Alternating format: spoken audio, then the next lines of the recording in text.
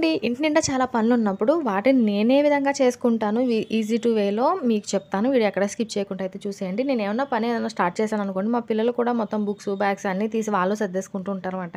అయితే నేను మొన్న ఒడియాలవి పెట్టినప్పుడు బ్యాగ్స్ స్టోర్ రూమ్‌లో చాలా వరకు సామాను అన్నీ కింద మీద పడేశారు.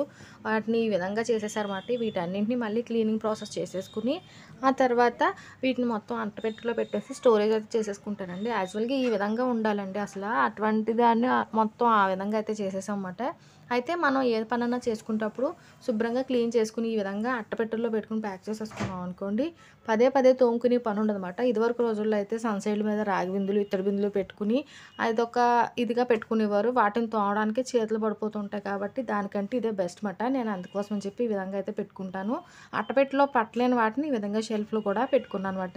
నెక్స్ట్ వచ్చి ఇలాంటిది ఒక పెద్ద కార్డ్‌బోర్డ్ తీసుకున్నాం అనుకోండి, అందులో మనకి అవసరం ఉంటాయి. అలాగని చెప్పేసి అంత అవసరమో కాదు. అలాంటి వస్తువులు ఏమన్నా ఉన్నాయనుకోండి, వాటిని పాడైపోతాయి కదా! అందుకోసం అని చెప్పేసి ఎప్పుడన్నా యూజ్ అవుతాయి అని ఒక ఐడియా ఉన్నప్పుడు వాటిని ఈ విధంగా పెద్ద కార్డ్‌బోర్డ్‌లో వేసేసుకొని దానిపైన ఏదోటి బాగున్నటువంటి క్లాత్ కానీ, నాకైతే ఈ చాప అయితే చాలా వీట్ వచ్చేస్తుందని చెప్పేసి దాన్ని వేసి డెకరేషన్ అయితే చేసుకున్నానండి.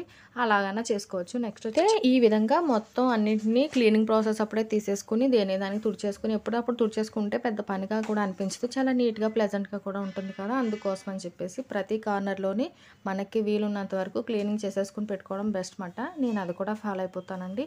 నెక్స్ట్ వచ్చేసి మనకేమన్నా వస్తువులు ఎక్కువ ఉన్నాయనుకోండి, వాటిని ఎక్కడ వీలుగా ఉంటే అక్కడ పెట్టేసుకుంటూ ఉంటాం కదా! అందుకోసం అని చెప్పేసి ఫోన్స్ కానీ, ఏసీ రిమోట్స్ కానీ, టీవీ రిమోట్లు ఇవన్నిటిని ఆ బెడ్‌రూమ్‌కి సంబంధించిన వాటిని ఈ విధంగా ఇక్కడే పెట్టేసుకొని నేనైతే సర్దేసుకుంటాను.